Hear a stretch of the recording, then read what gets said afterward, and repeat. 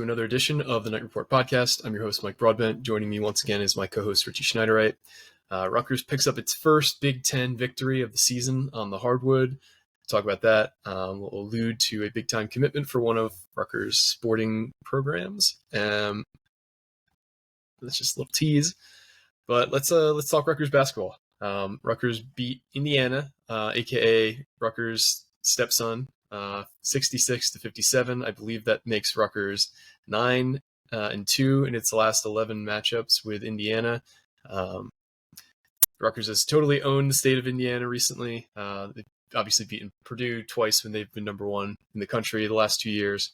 And I'm glad that tradition has kept up because this is a win that Rutgers desperately needed. Really both teams desperately needed, but Rutgers, given that both are like similarly ranked in the net, despite the fact that Indiana came into this game 11-4 and Rutgers 9-6. But Rutgers really needed this to have any kind of hope for a postseason berth. And I'm not talking about NCAA tournament. I'm talking about the NIT at this point. And Rutgers showed up. This is a game that it just felt more like a classic Steve Peichel team in terms of, they were playing with high effort, they were rebounding, they were playing incredible defense. Just talk about how you thought the team played last night in general. Yeah, I mean, I thought they definitely looked better than the past two games. I think there's no secret there. But I would say this game is basically a definition of a win is a win. Like, you can't overanalyze it too much, although there was a lot of ugliness. Both sides just couldn't shoot the ball. Rutgers continues to struggle to put the ball in the rim from layup lines. Like, I don't know, maybe practice a couple of them. Because, their layups were, what was it yesterday? I saw it before, too. They were 9 of 21. It's still not good, like, by any means. They're just smoking, like, easy layups, too. Three-pointers they continue to struggle with. But, again, like I said, a win is a win. They didn't make a lot of their free throws, but they made enough to get the win, which is nice. Good defense, really good rebounding yesterday, which was very helpful in the victory. But, yeah, I mean, a couple double-digit scorers. I thought it was a good game. I didn't think it was anything crazy. I don't want to say I'm not going to say they got lucky, but like Indiana just flat out stinks. Like I thought Rutgers couldn't run an offense. They can't run an offense. Shit. Yeah, I mean, a lot of fouls, a lot of turnovers. It was just a good game. And you saw Austin Williams kind of start to emerge a little more too, which is good for Rutgers. They need a veteran. Peichel's said it time and time again. College basketball is getting older and older. It's because people are staying longer and longer now between the COVID year, between NIL, between this and that. And you needed some veterans on this team to help turn things around. And Austin Williams has kind of been that little spark that they've needed. Jermichael Davis had a pretty good game. Matt continues to be good. Andre Hyatt continues to just be Andre Hyatt, which is fine. If you can get double digits out of him every game, that's great. And we saw Quiff at times look better. I know you mentioned it pre-podcast, but like the alley-oop has kind of returned a little bit. But he's still continuing to struggle offensively.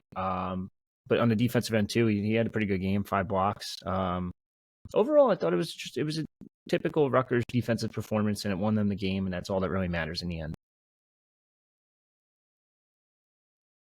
Yeah, that's totally valid. I thought one big change that was much needed is that Rutgers is able to get to the line way more than it had in recent games. So if you're just talking about high major opponents Rutgers has faced this year, Rutgers is averaging like 14 trips to the line per game against its high major opponents. Last night, it got to the line 28 times and made 19. Mm-hmm. So getting to the line, fighting through contact, we're not making a ton of our layups, but when you can actually convert some of those missed layups into free throw opportunities, that always helps. Mm-hmm. Indiana, I don't think I've ever seen a team shoot as poorly from the line as they did. They went 4 for 15 last night, which right around 27% from the line as a team. Now, only 4 guys took a free throw attempt, so maybe that explains it a bit, but I've never seen anything like that. Talk about the rebounding. I don't know if it's because Jay Young was in the house. Maybe the team was feeling inspired, but Rutgers had 19 offensive rebounds on the night, which was its highest total against the high major team this year. 32 rebounds total. Created a lot of second chance basket opportunities. Down the stretch, you saw, a team like Seton Hall fight back. Rutgers was up by like I want to say like 15 points late in the second half, and then they were able to just kind of chip away at that lead because they were fouling. Rutgers was making its free throws. This was an example of the opposite. Rutgers was hitting its free throws late, which is always huge because it kills the momentum. Despite Indiana was hitting some clutch threes late in the second half. Yeah. I thought Cliff had one of his better defensive performances of the year. He had 11 rebounds, 5 blocks, but wasn't really doing a whole lot on the offensive side of things. I think we're starting to continue to see the emergence of Mawot Mag as an offensive player. If you just look at his numbers, he was 4 for 12 from the field, 1 for 5 from the 3-point line. But I thought he played a better offensive game than that. I thought he got a lot of good shots and hit some tough shots as well. They're going to need to really lean on a couple guys offensively, and it seems like it's been Austin Williams and Mawot Mag the last few games. And what an emergence it's been for Austin Williams. Like, obviously he's coming off an injury. He's a 7th-year college basketball player, and you mentioned it before. Peichel was talking about how college basketball is about experience, and Austin Williams has it in spades. We need a guy like him to continue to provide that kind of go get a bucket type energy, because he's really one of the only guys who can back a guy down and hit a tough shot, whether it be a layup or a turnaround in the paint.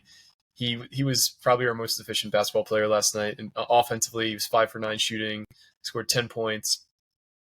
They called him for a couple back-to-back ticky-tack fouls in the first half, so he had to sit for a bit. But Austin Williams was a guy who, I said multiple times, thank God for Austin Williams last night, because he was really the guy who held this team together in the first half, especially. Yeah, I do have to question a little bit why they didn't play him more, because if you look at the beginning of the season, he had 27 minutes against Princeton and 7. What am I looking at? 7, 1, and 2. Then he had 25 minutes against Illinois. He had 9, 3, and 4. He was putting up decent numbers, and then he just went off. Kind of just stopped playing him. And then 4 minutes versus Mississippi State, 12 minutes Stonehill, 12 minutes Ohio State. And then all of a sudden Iowa came and they're like, hey, we got to switch it up again. He comes in and gets 14 and 4. Yesterday he gets 10, 6, 1, 1, 2. It's a crazy good stat line. He just fills up the box score. He's a good defender. He's a good rebounder. He's just a good overall player, and he's a veteran. You need that veteran presence out there, especially when a lot of the young guys are struggling to do much of anything. If you even Derek Simpson had minus the halftime shot, he had a really bad game.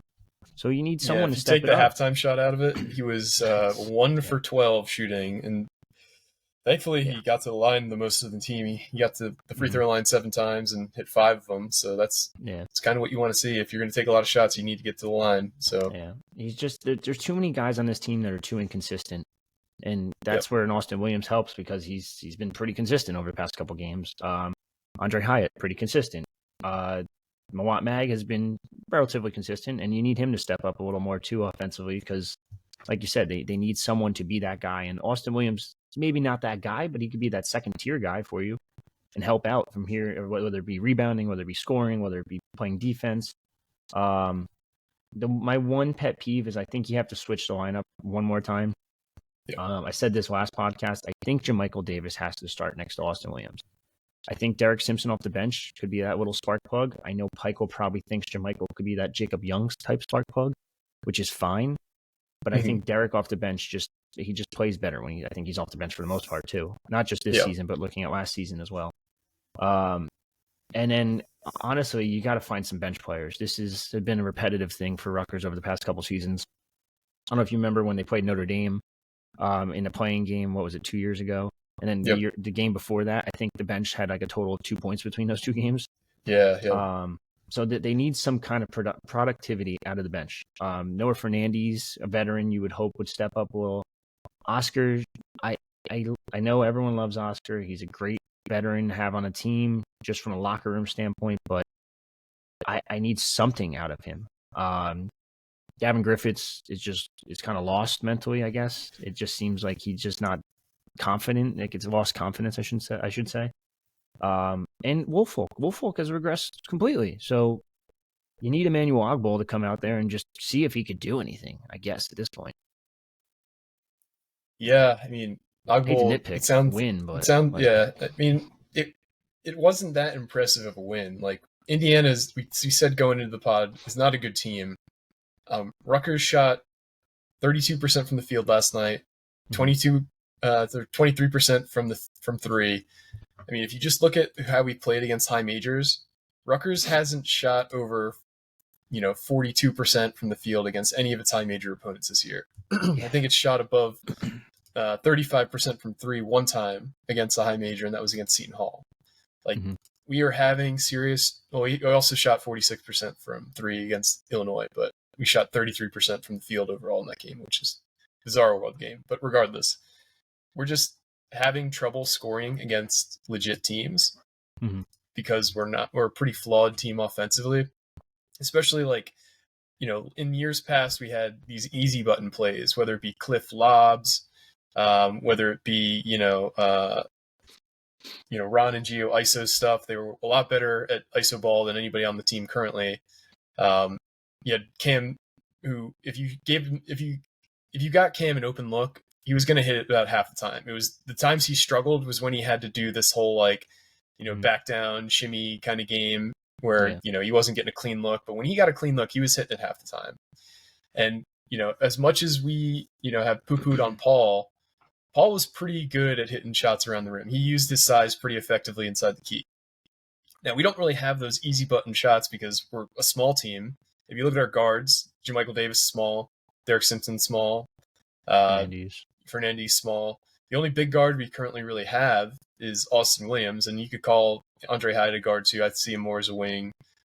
So you see what happens when you have a guard with size who can hit a shot, from 6 feet away consistently, and that's Austin Williams. So that's, in my opinion, you got to start him the rest of the season because he gives you one of the few easy button options on offense that you have. And you're starting to see Mwat Mag kind of develop into that too, where he's become a better shooter. He is probably our best mid-range shooter on the team. And then you see, some of our shorter guards really struggling shooting. Like JaMychal Davis, he's one of our somehow better players around the rim, which you wouldn't expect for a guy who's probably 5'11". Yeah. But Derek Simpson's struggling. Fernandez obviously having an extended struggle. So Austin Williams, I think, is the big revelation of the last few games. I think he needs to be the starter at one of the guard spots the rest of the season. And I hope we're able to find some way to get Gavin Griffiths some open looks. Like if you just even treated him like kind of like the Oscar Palmquist of last year, where Oscar just kind of hung out in the corner and you kicked it out to him, and Oscar's pretty good when he's just able to line up in the corner for a three, spot up, when he's just spotting up, and maybe that's what you need to. You just need to get you just need to see some shots fall for Gavin, because I think he's pressing a lot, and he was able to press against a team like Boston University, and it worked. But when he's having the ball stripped from him in the lane, when he's making these passes that have no chance of working out, when he's taking these tough fall away shots, like just get him some easy looks in the corner, get that confidence back, and then he could kind of progress from there. But right now it seems like nothing's really working for him, and I think that's kind of on the coaching staff to set him up to be in a position to succeed with at least one or two things. Whether I think a corner, if you just line him up in the corner and get him some spot up threes, I think that would be the best option in my opinion. But you got to set him up for success, and you're really not at the moment. Now on top of that, I think his confidence is broken completely, and that happens with freshmen from time to time. But for a kid that was a top 20 ranked kid, like I kind of need you to step up a little more. I need you to play better offense. I need you to set your feet when you're shooting. Stop taking these off balance shots. And I mean, it's no secret, like he's struggling, and you see the staff kind of, which is interesting to me because Pikel is pretty well known for letting his guys play through like slumps like this. Like I know we've seen Cam, we've seen Paul, like he's given them a long leash. Griffiths, it's a little different, I feel like, and he's like already down to 10 minutes yesterday. Like, I'm sorry, 5 minutes yesterday. Yep. As soon as he struggles, like he just takes him out right away. Whereas like in the past, he's like these guys play through stuff. So it's definitely intriguing, and I get it. Obviously, like, every coach has their own style, but for a guy that's been notable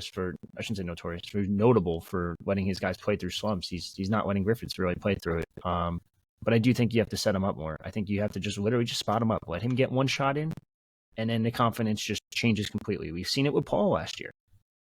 Paul would struggle mightily, and then all of a sudden he'd hit this like and one basket, and then all of a sudden it's like a flip of a switch, and he's just his confidence is back. This man's dropping a near triple double, and it's all confidence based, honestly, for a lot of these players, and that's the big question mark with Griffiths right now. But I also didn't realize Rutgers went 1 of 8 in their last field goals, and their last field goal was at the 4:40 mark in the second half. I it didn't click with me until I just saw the trend thing right here. Yeah, and I think that's kind of why I think this is it's a 9-point win, but it didn't really feel like one. Like Rutgers was playing just solid defense, but they didn't have many instances where that defense led to, shots. Like we had so many times where we would either pull back in transition to let the defense set, or, it would be like a 2-on-1 or a 3-on-2, and like Rutgers wouldn't even get either they would miss the layup or they wouldn't even be able to get a shot off. This team, despite it being a really good win at home for a crowd that, on a good weather night, that would have been 8,000 strong. That's the other thing too. Crowd was not there. Yep. Which I totally understand. Like we all know, anybody who's been to enough games or went to Rutgers knows when it's raining, the Raritan's going to flood, and 18 is going to be a nightmare. So most people, I assume, have a pretty serious commute to get to a game, and you might not get home in that situation, or you might, not be able to get there safely. So I totally understand people who didn't go to the game last night. But Pike did have some words of encouragement for Gavin in the post game, talking about how he knows he's going to be a great player, and this is just fighting through freshman struggles, and everybody deals with them. Doesn't matter how high of a recruit you are or how unheralded you are as a recruit, you're going to hit a freshman wall at some point. And with Gavin, it's just, you got to, you can't give up on him. I don't think Pike will. But to kind of your point of playing through your struggles, like you can play through your struggles in the non-conference, against shitty teams. You turn over the ball 3 straight possessions against a team like Long Island, you can live with that.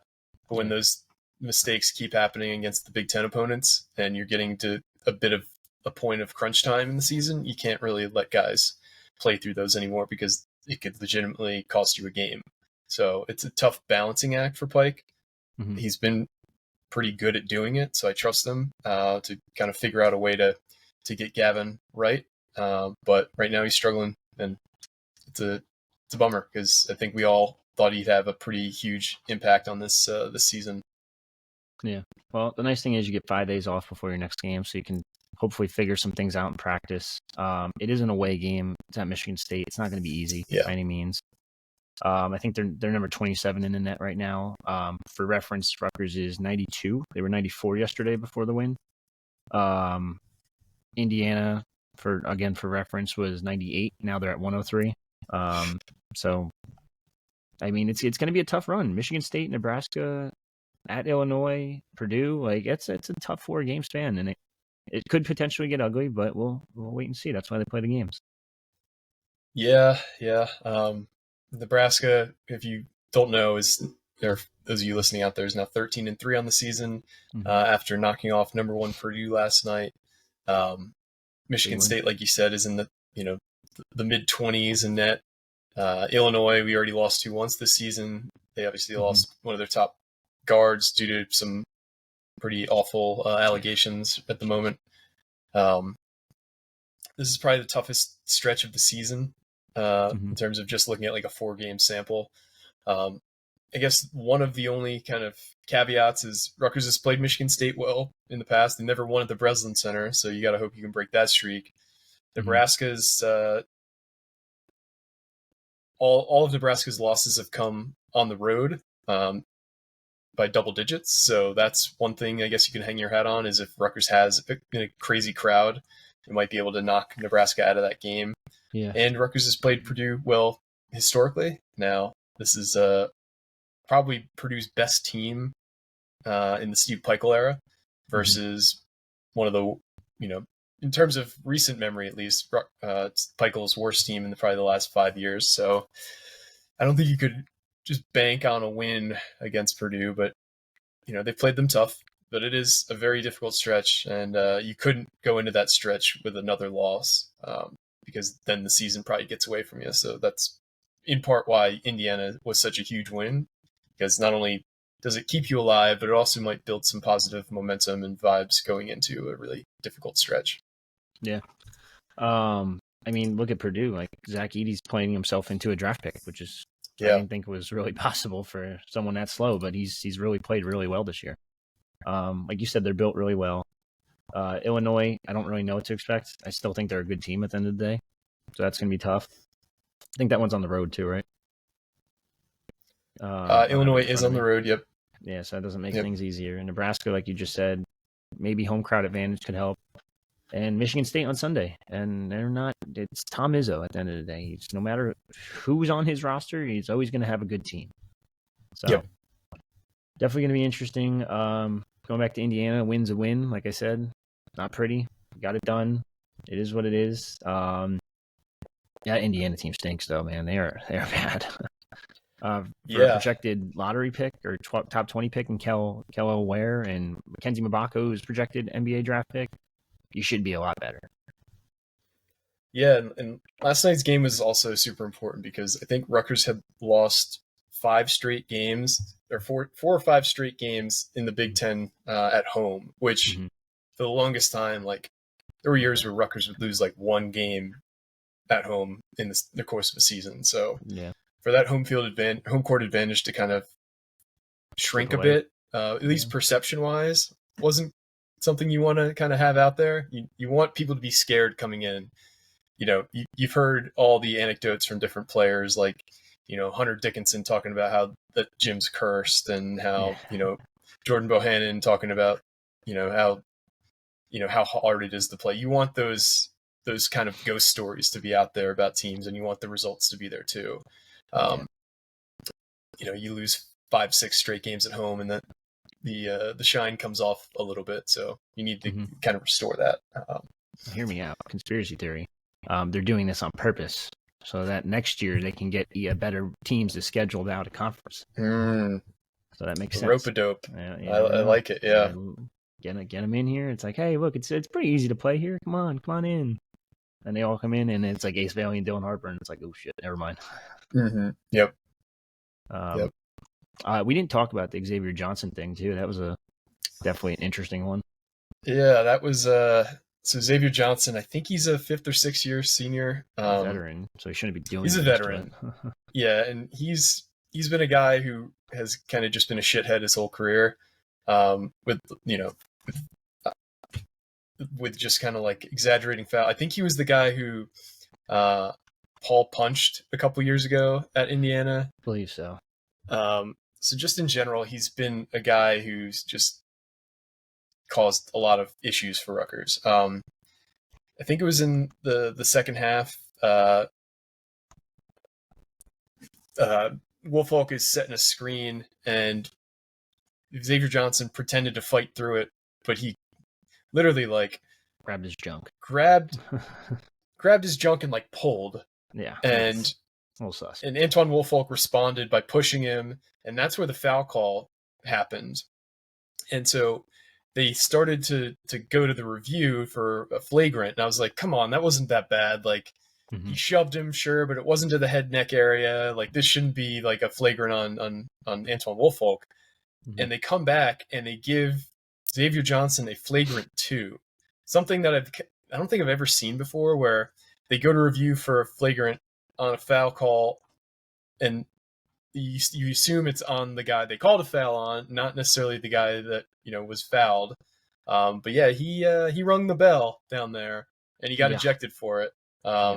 And I didn't see it in real time, but when you slow it down, I saw a screenshot on Twitter. I don't remember who posted it, but it is clear as day what he was doing, and that's just unacceptable. You don't do that in any sport.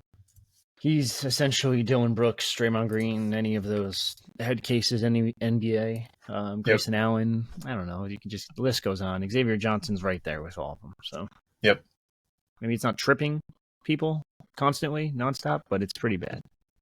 Yep. Shitty move. I'm glad he got ejected and, plays stupid games. You win stupid prizes. So definitely deserved it. And I think is that the last time Rutgers will play Indiana in his career? Well, yeah, in his career, yeah.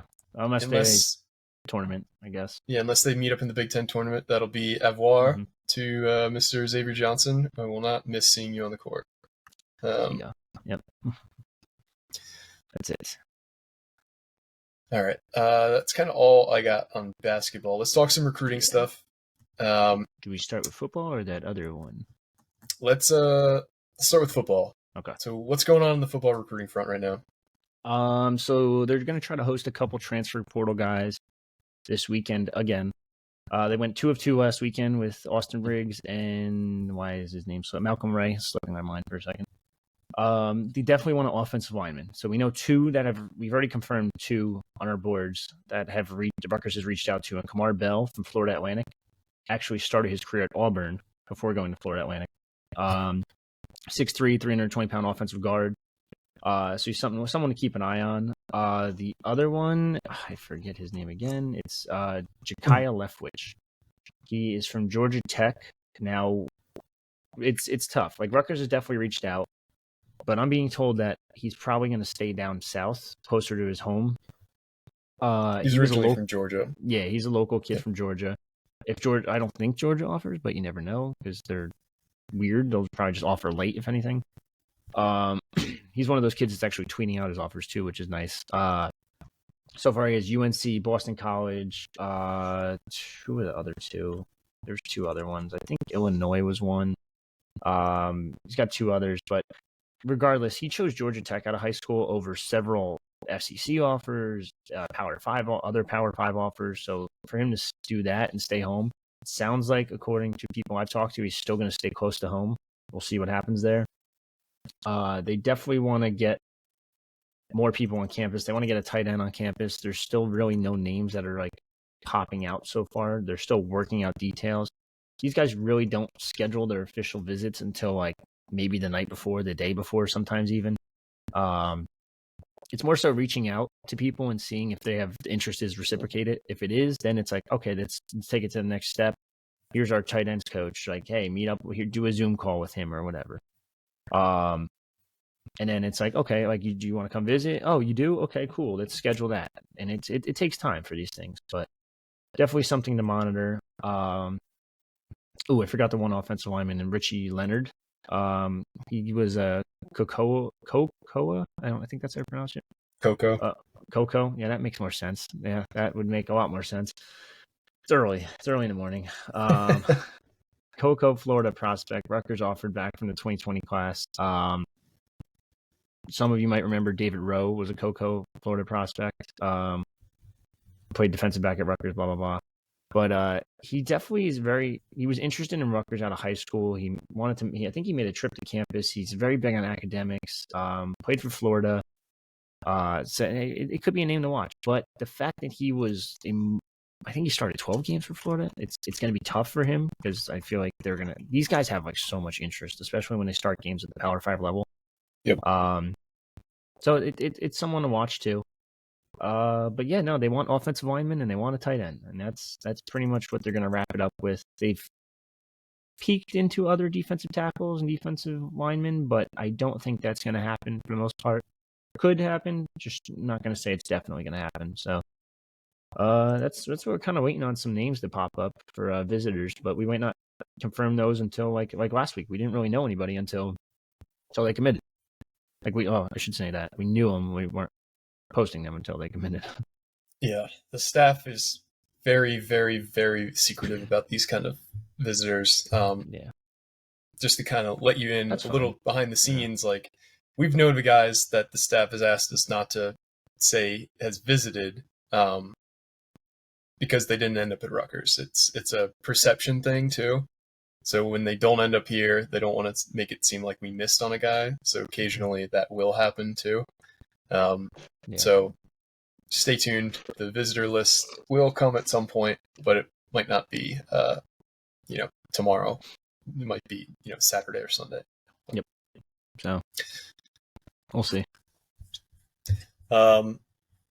more recruiting news. Rutgers Wrestling picked up a big-time commitment. We can't say the name yet because they have not announced it, but this is Correct. one of the highest-ranked recruits Rutgers has landed in recent memory. I will say that. Is there anything else you want to bring up on him? No, I'm trying to see if waiting for him to commit. Like it's for recruiting specifically, like not just wrestling, but any what do you call it? Any recruit in any sport. You don't want to ruin their moment. You want them to let them have their moment. It's their once in a lifetime thing, like ever that they're probably going to do. Well, maybe not this kid because he did it twice now.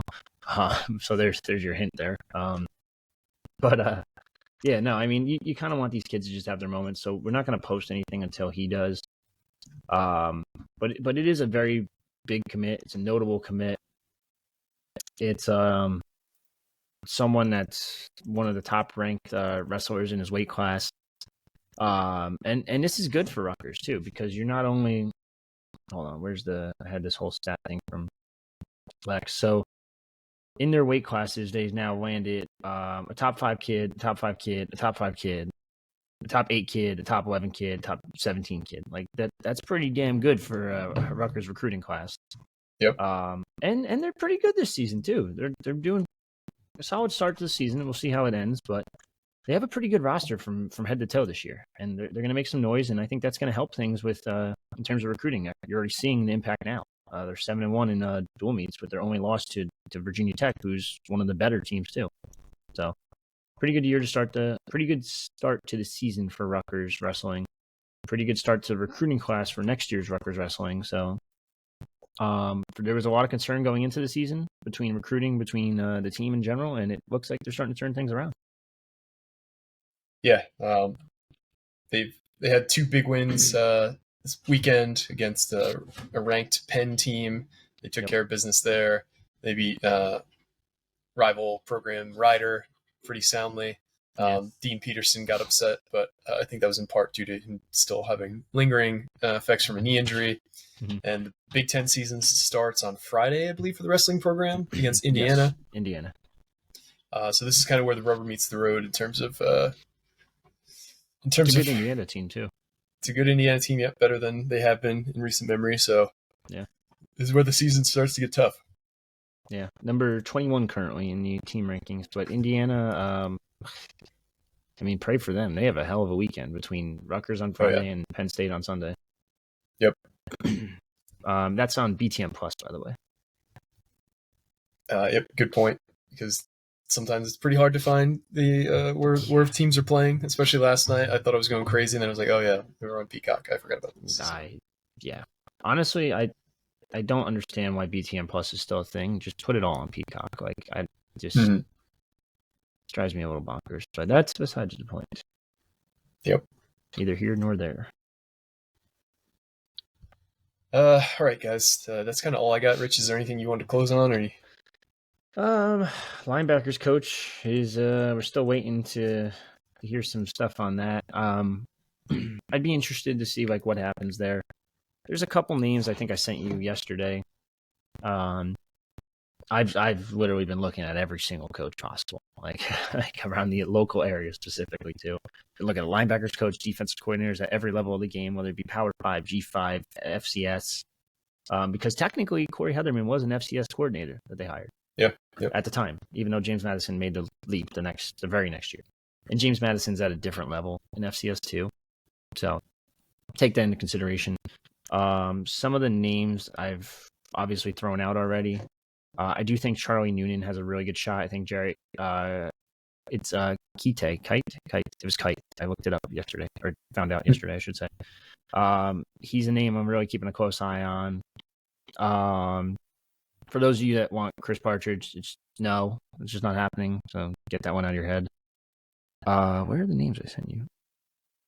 Oh, yeah. The Delaware defensive coordinator, I was really intrigued by. He's defensive coordinator / linebackers coach. Manny Rojas is his name. He's someone. Where the hell did he work? He worked somewhere that had a connection to Rutgers. I forget what it was. Let me see if I can find it real quick.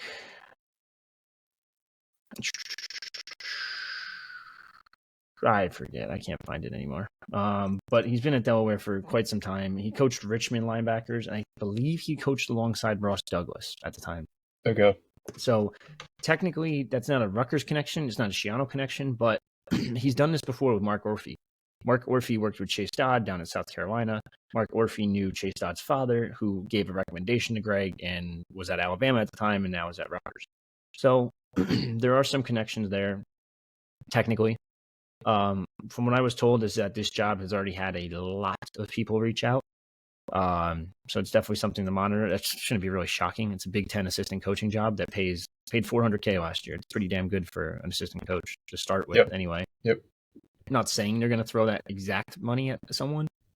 It could. It's not crazy. But yeah, no, I think this is just definitely going to be an interesting hire because you have a couple of routes you can go. You can go to Charlie Noonan, who's already been with the room. You can go with Jarrett Kite, who's already been with the team and been as an assistant coach this past season at D-line, who you might need to hire a D-line coach too. We kind of don't mention enough. Or you go the other route and bring someone new in and tell these young up-and-comers, like, hey, you still got to wait your turn. You got to wait another year or two, which is fine. But, I mean, if a big name wants to come in, it's hard to say no. So, yeah, that's a good point. Last, but I want to touch one more thing on this before we sign off. Everyone's saying, like, hey, we need a recruiter. We need a recruiter. We need a recruiter. You don't need a recruiter at this position specifically, in my opinion. I think Heatherman was a good talent developer. I think he was an average to slightly above average recruiter. I think that's what you need. You need a guy that can develop talent at the linebacker spot, especially when you have, especially on most of the defense, because most your recruiters, for the most part, your top recruiters are going to be like your wide receivers coach, your tight ends coach, and your DBs coach. You obviously have others like Marquise Watson's a great recruiter at defensive line. Harris Simiak's a great recruiter for a coordinator, which is kind of unheard of for a defensive coordinator for the most part. Demir Shaw's a great recruiter, wide receivers, then running backs. But I think there's enough recruiters on this staff that you can go out and get a player development guy that's going to help you. And we've seen Greg do that last year specifically. Dave Brock, might not be known as a recruiter, but he's a great talent developer. Kirk Shiraka, you can argue is a decent recruiter, but he has a good eye for talent, and he's a great talent developer. Pat Flaherty. No offense to the guy, but he doesn't even recruit. He's a great talent developer. They have Scott Vallone on the road recruiting for him, basically, essentially. Him and Noonan are kind of splitting things. But yeah, I don't think everyone that wants this crazy good recruiter, I don't think you're going to get that sexy recruiting hire. I think you're going to get a good talent developer and a guy that knows linebackers more than anything. Similar to a Corey Heatherman type.